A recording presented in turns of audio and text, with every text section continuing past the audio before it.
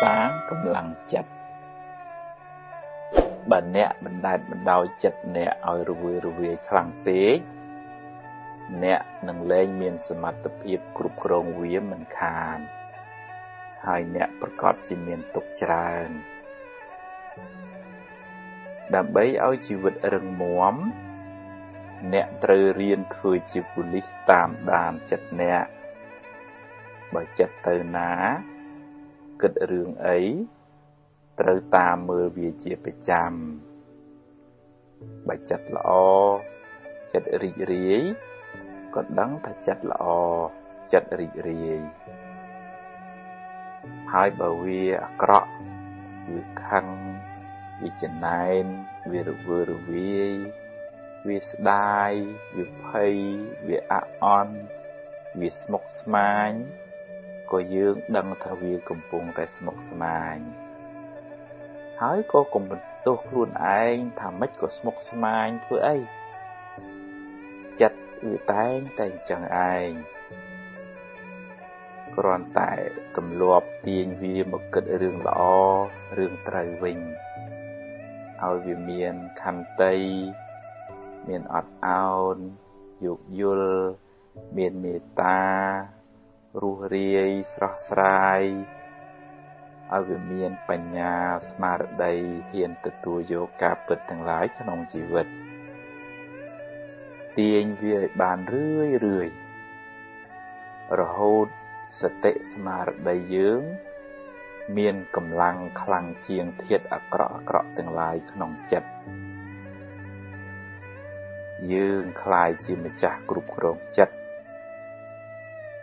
យើងមិនសូវគិតរឿងផ្ដេសផ្ដាសទេព្រោះយើងតាមដានវារហូតអ្នកណាអាចធ្វើជាម្ចាស់ចិត្តបានទើបអាចបានសេចក្តីសុខច្រើនក្នុងជីវិតនេះ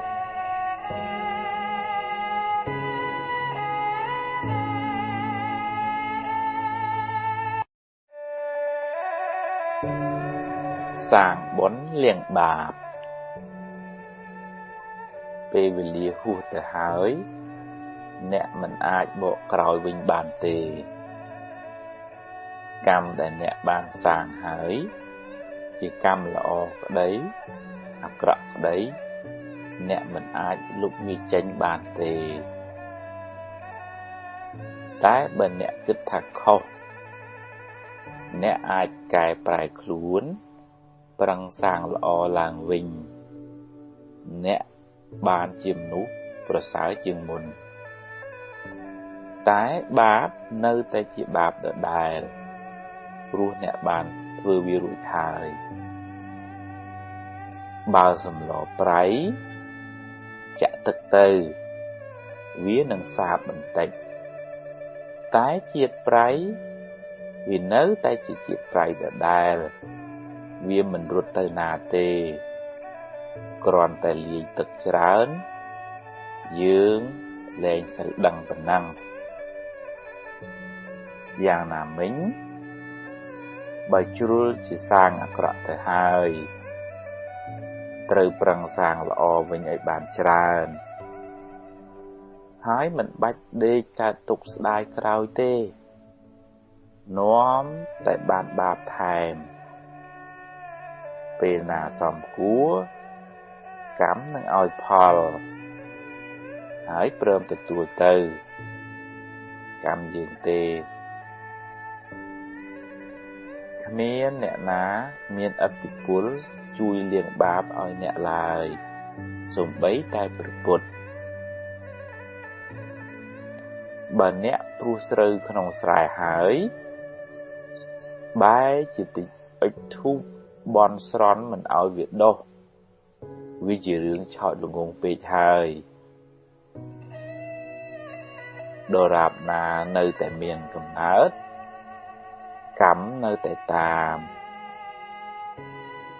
ចូលប្រឹងប្រែងសាងល្អឲ្យបានច្រើនកុំឲ្យមានវិប្បដិសារីស្ដាយក្រោយឡើយ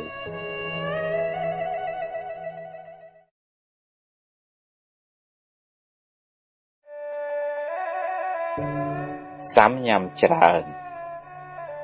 xa và trán xăm nhằm trán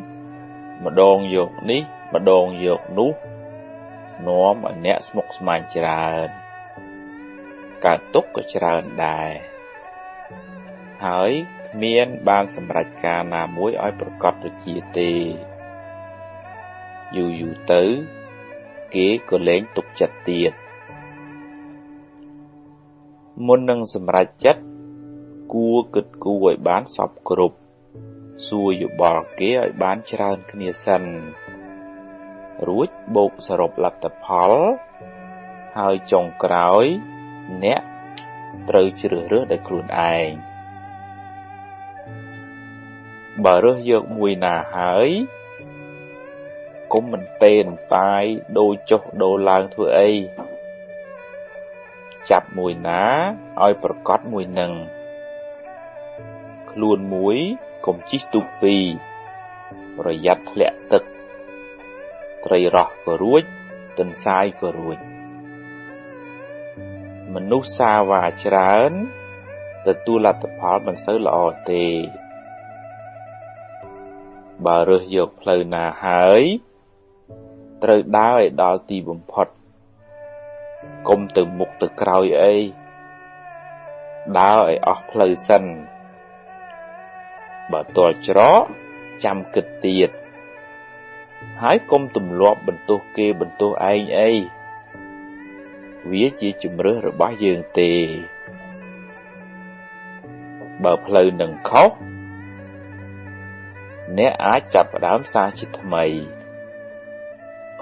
ហើយកុំស្ដាយអីស្ដាយទៅ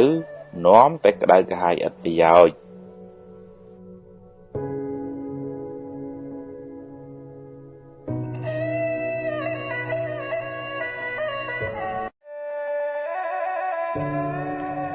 សម្រាមនិងមាស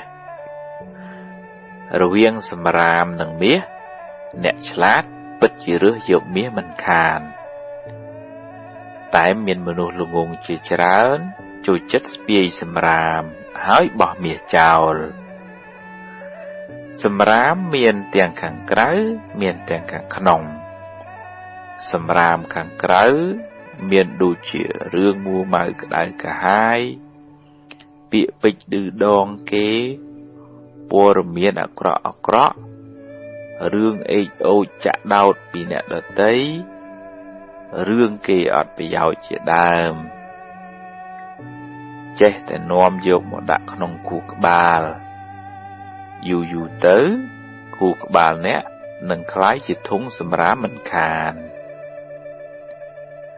សម្រាមខាងក្នុងក៏មានច្រើនដូចជាកំហឹងឆេវឆាវចំណែនឈ្នានីសស្អប់គុំគួនរវើរវាយស្មុគស្មាញភ័យព្រួយបារម្ភស្ដាយសំណោះជាដើមដើម្បីបានសុខអ្នកត្រូវព្យាយាមសម្អាតទាំងខាងក្រៅទាំងខាងក្នុងហើយទម្លាប់ដាំផ្កាក្នុងចិត្តអ្នកវិញដូចជា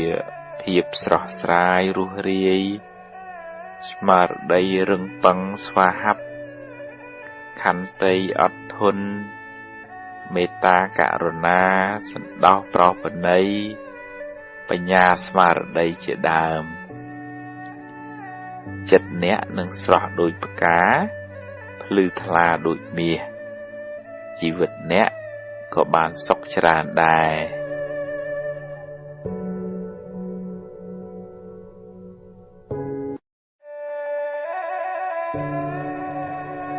អស់សង្ឃឹម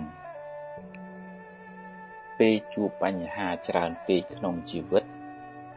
ធ្វើឲ្យអ្នកខ្លះអស់កម្លាំងចិត្តនិងបន្តដំណើរទៅមុខទៀតជីវិតបែរជាស្វិតសុពូនក្រៀមក្រោះអស់នៃមានតម្លៃរហូតអ្នកខ្លះហ៊ានបោះបង់ជីវិតខ្លួនឯងចោលទៀតផងអ្នកអស់សង្ឃឹមភាគច្រើនឲ្យតម្លៃជីវិតខ្លួនឯងស្មើនឹងអ្វីដែលបានកើតឡើងរួចហើយដកតម្លៃជីវិតបច្ចុប្បន្ន និងជីវិតអនាគតចេញគេបានដាក់ច្រវាក់ខ្នោះគ្នាងខ្លួនឯងឲ្យនៅក្នុងគុកអតីតកាលតែបើគេគ្រាន់តែចាក់ចេញពីគុកអតីតកាលបន្តិចគេនឹងឃើញពន្លឺស្វាងស្វ័យនៃបច្ចុប្បន្ននិងអនាគតមិនខានជីវិតអតីតកាលបានស្លាប់បាត់ទៅហើយគ្មានតម្លៃអ្វីទៅដេកស្ដាយស្រណោះឡើយតែអ្នកអាចយកវាជាបទពិសោធន៍បានហើយក៏គ្មានអ្វីត្រូវព្រួយបារម្ភពេកពីជីវិតអនាគតដែរតែអ្នកត្រូវរស់នៅដោយក្តីសង្ឃឹមញញឹមព្យាយាមបំពេញការងារឲ្យអស់ពីលទ្ធភាពពេលបច្ចុប្បន្នចំណែកអនាគតគ្រាន់តែជាលទ្ធផលនៃការប្រឹងប្រែងរបស់អ្នកពីមុនមកនិងថ្ងៃនេះប៉ុណ្ណោះបើអ្នកនៅតែបន្តក្រៀមក្រំទៀតបច្ចុប្បន្នក៏ក្រៀមក្រំអនាគតក៏រឹតតែក្រៀមក្រំទោះបីរស់នៅបានមួយថ្ងៃទៀតក៏ត្រូវរស់ដោយក្តីសង្ឃឹមដោយភាពស្រស់ស្រាយដោយទឹកចិត្តល្អដោយគុណធម៌ដែរសូមកុំស្លាប់មុនពេលអស់ជីវិតឡើយ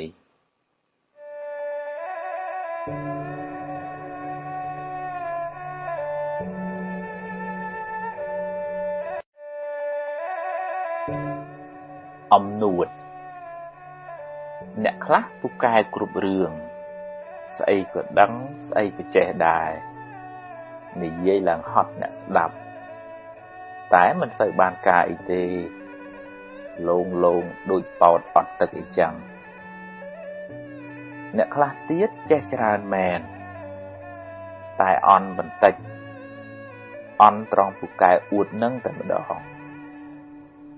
និយាយពីចូលចិត្តលើកខ្លួនឯងខ្លាចតែគេមិនដឹងខ្លាចតែគេថាខ្លួនឯងអន់ចំណេះក្នុងលោកនេះមានច្រើនឥតគណនាឧបមាដូចជាទឹកមហាសមុទ្រអីចឹងចំណែកអ្វីដែលយើងចេះស្មើនឹងទឹកមួយដំណក់ប៉ុណ្ណោះតើមានអ្វីត្រូវអួតទៅគួរបើកចិត្តឲ្យទូលាយចេះស្ដាប់គេខ្លះផងកុំនិយាយដូចមានតែឯងហើយកុំនិយាយច្រើនពេកចាំដល់វេនខ្លួនឯងចាំនិយាយហើយនិយាយឲ្យត្រូវរឿងឲ្យត្រូវប្រធានបទផងគុណតម្លៃពិតប្រាកដរបស់អ្នកមិនស្ថិតនៅលើពូកែនិយាយច្រើននោះទេតែស្ថិតនៅលើប្រសិទ្ធភាពការងាររបស់អ្នកគួរចងចាំថាមនុស្សពូកែអួតជាមនុស្សប្រហោងក្នុង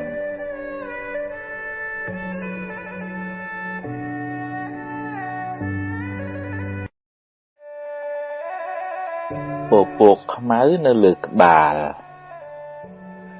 ស្មុគស្មាញច្រើនមួម៉ៅច្រើនព្រួយបារម្ភច្រើនគិតច្រើននាំឲ្យអ្នកមានទុក្ខក៏ច្រើនដែរហើយបើបណ្ដែតបណ្ដោយយូរទៅអ្នកនឹងលែងមានសមត្ថភាពគ្រប់គ្រងវាជីវិតអ្នកនឹងវិលវល់រកសុខមិនសូវឃើញឡើយអ្នកត្រូវចាប់ផ្ដើមតាមដានចិត្តអ្នកពីពេលនេះតទៅទម្លាប់វាឲ្យគិតរឿងល្អរឿងបុណ្យកុសលរឿងបច្ចុប្បន្នរឿងណាហួសហើយឲ្យវាហួសទៅចុះកុំស្ដាយអីហើយរឿងណាមិនទាន់មកដល់ទេក៏កុំកើតទុក្ខពេកអីដែរជួបរឿងណាដោះរឿងនឹងទៅ រៀនទាញចិត្តអ្នកឲ្យចេញពីរឿងមួម៉ៅក្តៅក្រហាយទាំងឡាយវាពិបាកណាស់តែអ្នកត្រូវតែទម្លាប់បន្តិចម្ដងទម្លាប់តាមដានវាទម្លាប់មើលវារឿយទម្លាប់អប់រំវាឲ្យមានខន្តីអត់ធន់មានមេត្តាមានភាពរួសរាយរាក់ទាក់អត់ឱនយោគយល់មានបញ្ញាស្មារតីហ៊ានទទួលស្គាល់ការពិតនៃជីវិតរឿងល្អក៏ព្រមទទួលរឿងមិនល្អក៏ប្រឹងដោះស្រាយទៅជីវិតគឺអញ្ចឹងឯងកុំស្មុគពេកអីប្រឹងទៅប្រឹងដោយក្តីសង្ឃឹមដោយភាពស្វាហាប់ដោយគុណធម៌ដោយភាពស្រស់ស្រាយធ្វើដូច្នេះបានចិត្តអ្នកនឹងស្រឡះស្រឡំច្រើនអ្នកនឹងមិនសូវមានទុក្ខឡើយ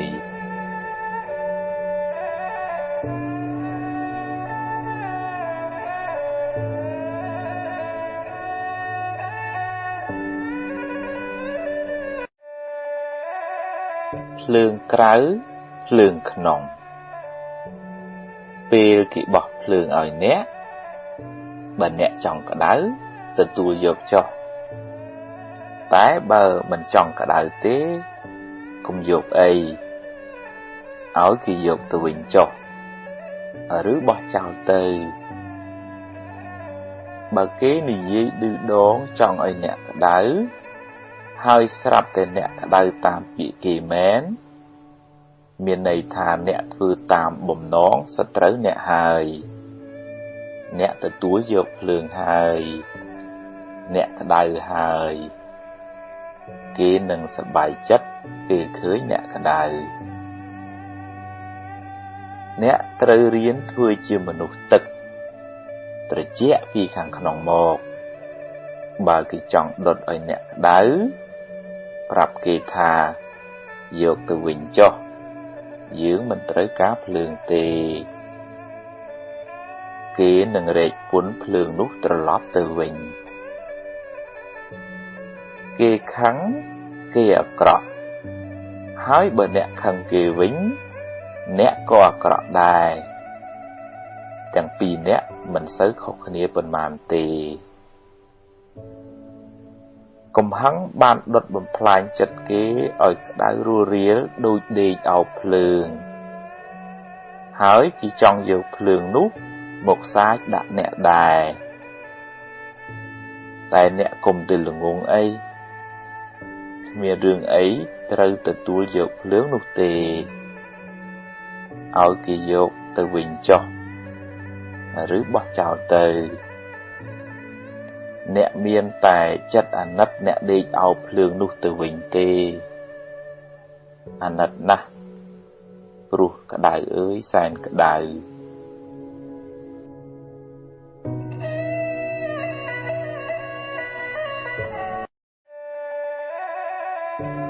មនុស្សមិនចេះខុសអ្នកខ្លះត្រូវរហូតខុសក៏ត្រូវត្រូវក៏ត្រូវខ្លាចខ្លួនឯងអន់ខុសហើយខំនិយាយបន្លែបន្លប់យកត្រូវតែខ្លួនឯងពេលធ្វើខុសអន់មួយបិទបាំងកំហុសអន់មួយទៀតហើយបើខំនិយាយបន្លែបន្លប់យកត្រូវអន់ថែមមួយទៀតមនុស្សប្រភេទនេះคล้ายជាមនុស្សអន់អាជីពអ្នកណាដែលថាមិនចេះខុសហើយគ្មានអីធ្ងន់ធ្ងរគ្រាន់តែសុំទោសគេហើយប្រឹងកែកំហុសនោះឡើងវិញទេព្រះពុទ្ធហៅមនុស្សប្រភេទនេះថាជាបណ្ឌិតទៀតផងព្រោះអាចអភិវឌ្ឍខ្លួនឯងឲ្យបានខ្ពង់ខ្ពស់ជាងមុនបើមុខអ្នកប្រឡាក់ធ្យូងហើយមានគេប្រាប់ គ្មានអីត្រូវប្រកែកទេហើយត្រូវអរគុណគេផងយ៉ាងណាមិញការចេះទទួលកំហុសហើយកែប្រែកំហុសជាមាគ៌ាឆ្ពោះទៅរកការរីកចម្រើនក្នុងជីវិតដូចព្រះច័ន្ទចាក់ចេញពីពពកដូច្នោះឯងគួរចងចាំថាមនុស្សអួតច្រើនជាមនុស្សអន់ខ្លាំង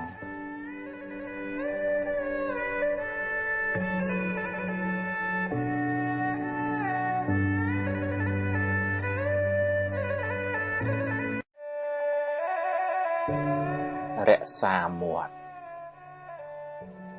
អ្នកអាចជាអាវុធដ៏មុតស្រួចចាក់ធ្លាយពីត្រចៀកធ្លុះដល់បេះដូងគេ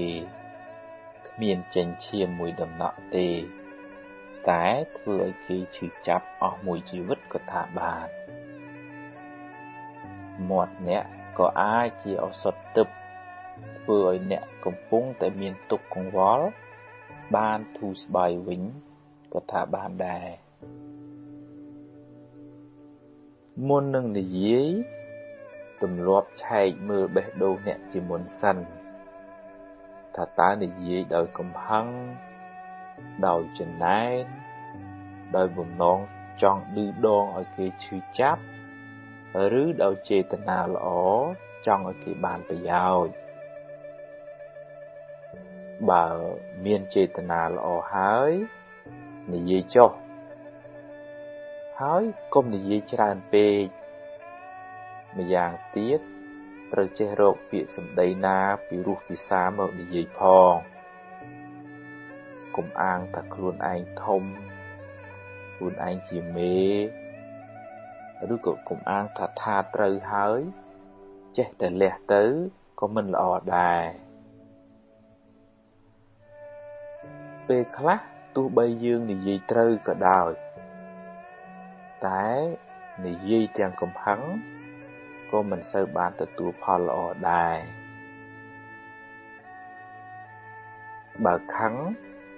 កុំអាលនិយាយចាំបាត់ខឹងសិនសឹមនិយាយក៏មិនទាន់ហួសពេលដែររនៀបបាក់យករនៀបជួសសម្ដីហួសរកអ្វីមកជួសពុំបានឡើយគុំទម្លាប់និយាយកាត់គេគុំកាត់ស្មានគុំព្រាវចាំច្បាស់សិនចាំនិយាយបើមិនដូច្នោះទេសម្ដីអ្នកនឹងคล้ายជាសម្ដីស្រូវស្រាលគ្មានន័យខ្លឹមសារចាញ់សំឡេងបាក់សាបាក់សីយំមិនខាន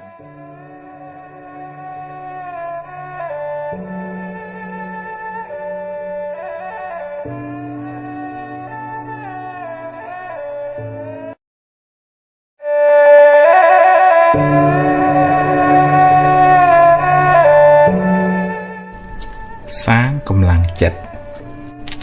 អ្នកណាក៏ធ្លាប់ខុសគ្មានអ្នកណាម្នាក់ល្អ 100% ទេ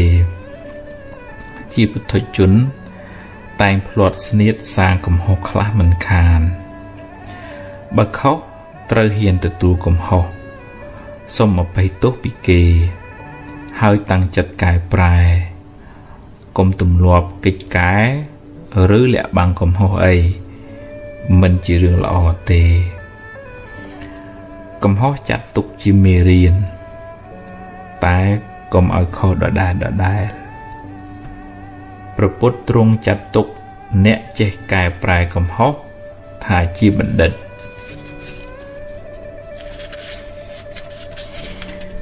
ឈានទៅមុខរឿងណាកន្លងហួសទៅហើយអនុញ្ញាតឲ្យវាចាក់ចេញពីអ្នកទៅកុំសូវរំលឹករំលើកវាអីនាំតែក្តៅក្រហាយចិត្តយកវាជាបទពិសោធន៍តែកុំដាក់ច្រវាក់ខ្នោះខ្នៀងខ្លួនអ្នកក្នុងគុកអតីតកាលឡើយអនាគតដ៏ភ្លឺស្វាង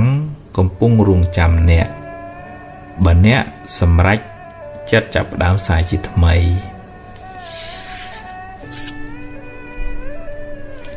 សន្សំភ្លើងអ្នកខ្លះសន្សំភ្លើងរាល់ថ្ងៃហើយចេះតែស្រែកថាក្តៅណាស់ក្តៅណាស់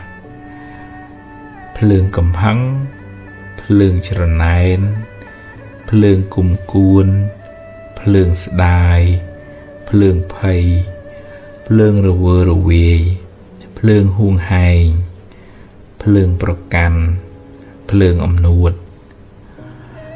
បើភ្លើងនៅក្នុងចិត្តអ្នកច្រើន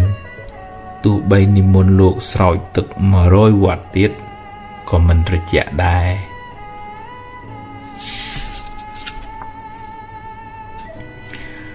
សម្បកក្រៅ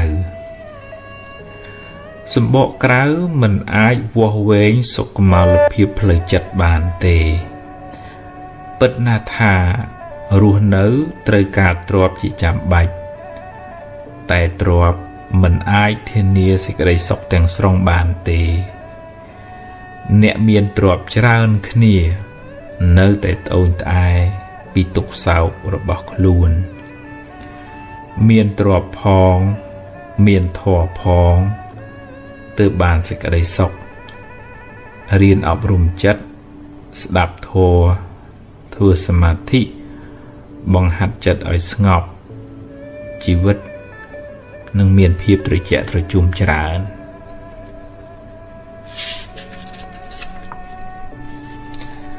ជៀសមិនរួចសុខទុក្ខសរសើរនិន្ទាចំណេញខាតជោគជ័យបរាជ័យជួបនិងព្រាត់ជារឿងធម្មតាគ្មានអ្វីចម្លែកទេរៀនទទួលយកទាំងពីរកុំធ្ងោពេកអីធ្ងោទៅបានតែកើតទុក្ខថែមបើជួបហើយដោះទៅដោះបានប៉ុណ្ណាយកប៉ុណ្ណឹង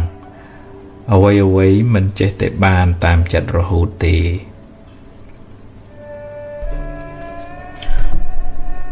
ទុកមិនទៀងដោយអ្វីផ្សេងទៀតដែរទុក្ខសោកនិងរឿងរ៉ាវមិនល្អទាំងឡាយដែលកើតឡើងហើយនឹងសាបរលាបទៅវិញបើអ្នកមិនសូវរំលឹករំលើកវារឿងណាហួសហើយអនុញ្ញាតឲ្យវាចាក់ចេញពីអ្នកទៅអ្នកអាចយកបញ្ហានោះជាបទពិសោធន៍ជីវិតតែកុំដាក់ខ្នោះខ្លួនអ្នកក្នុងគុកអតីតកាលឡើយព្រមឲ្យវាចាក់ចេញពីអ្នកទៅកុំខាត់វាឲ្យនៅក្នុងចិត្តអ្នកយូរពេកឡើយ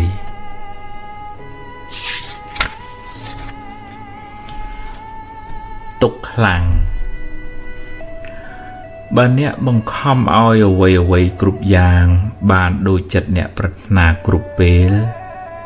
អ្នកនឹងរងទុក្ខខ្លាំងមិនខានព្រោះអ្វីកើតឡើងតាមហេតុរបស់វាមិនតម្រូវតាមចិត្តអ្នកចង់ទេ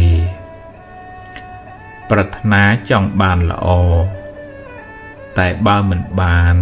ក៏ត្រូវហ៊ានទទួលយកហើយប្រឹងដោះស្រាយទៅ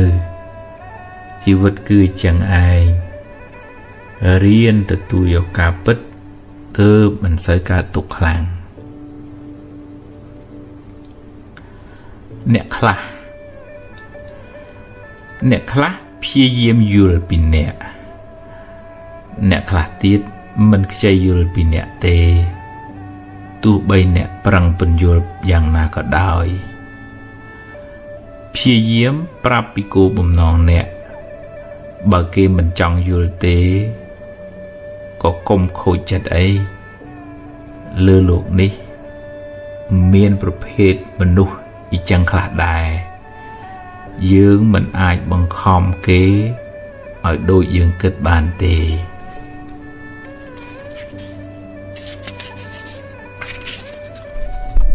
រលកជីវិត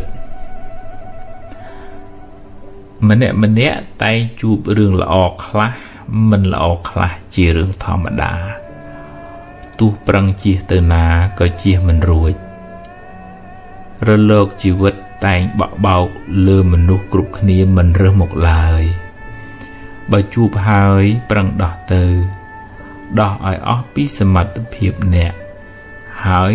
រីករាយនឹងអ្វីដែលអ្នកអាចធ្វើបានមានយប់មានថ្ងៃមានឆ្វេងមានស្ដាំមានល្អមានមិនល្អជាសច្ចធម៌រៀនទទួលយកទាំងពីរទើបមិនសូវកើតទុក្ខខ្លាំង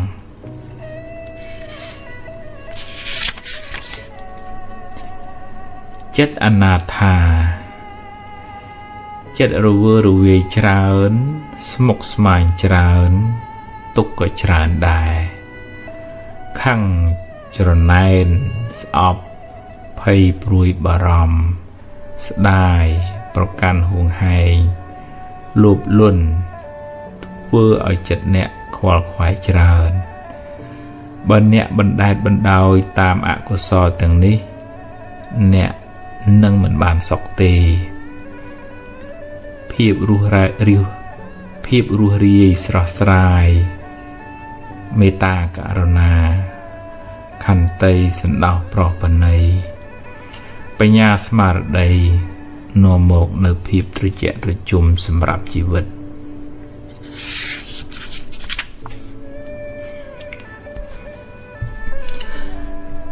សេរីសួស្តី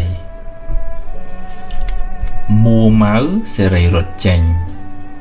រីករាយវិញសេរីរត់ចូលរៀនរីករាយទទួលថ្ងៃថ្មីយ៉ាងហោចណាស់អ្នកនៅមានជីវិតរស់នៅបន្តមួយថ្ងៃទៀតមានដៃមានជើងមានក្រុមគ្រួសារមានការងារធ្វើរៀនរីករាយនឹងអ្វីដែលអ្នកមានហើយប្រឹងប្រែងបន្តតែបើជួបរឿងមិនល្អខ្លះក៏កុំមួម៉ៅពេកអីព្រោះបើមួម៉ៅទៅ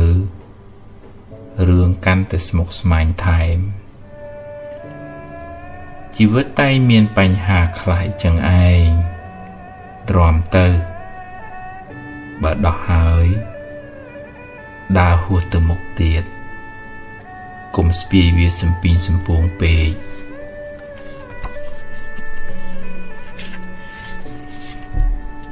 មួម៉ៅច្រើនព្រោះចូលចិត្តទាស់ចិត្តច្រើនអ្វីមិនចេះតែបានតាមចិត្តអ្នកចង់រហូតទេត្រូវយល់បើអ្នកឃើញថាមិនសមអ្នកនៅតែថាស្ដីតែគួររៀបចំចិត្តគំនិតឲ្យបានល្អមុននឹងហាស្ដីរៀនទទួលស្គាល់ការពិតរៀនយល់ដឹងពីអធ្យាស្រ័យរបស់មនុស្សរៀនអនុញ្ញាតឲ្យគេខុសពីយើងរៀនព្រមថាអ្នកមិនអាចបង្គាប់បញ្ជារឿងរ៉ាវគ្រប់បែបយ៉ាងបានទេថ្ងៃមានរាសីថ្ងៃដែលចិត្តអ្នករីករាយថ្ងៃដែលអ្នកបានធ្វើល្អដោយកាយវាចាចិត្តថ្ងៃនោះជាថ្ងៃមានរាសីខ្ពស់រាសីខ្ពស់អាស្រ័យលើបុណ្យដែលអ្នកបានសាងពីមុនមកនិងពេលបច្ចុប្បន្នមិនស្ថិតនៅលើមាត់គ្រូហៅថាទេ